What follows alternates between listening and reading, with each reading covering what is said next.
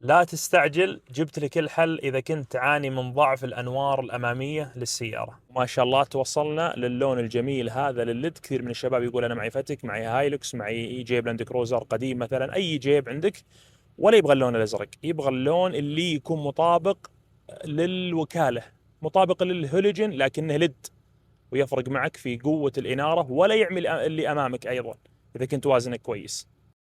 طبعا مستحيل يكون التصوير يعني نفس الواقع، الواقع أجمل بكثير، لكن النور هذا ما شاء الله تبارك الله صناعة خاصة، طبعا ما راح تحصل نفسه في السوق.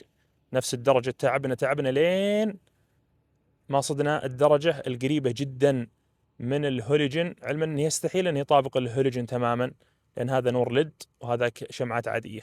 ما تلاحظون النور على الواطي ومنزل عشان ما يعمي الناس، طبعا ترفعه لما تكون في البر مثل ما تشوفون الان رفعته لا على شيء.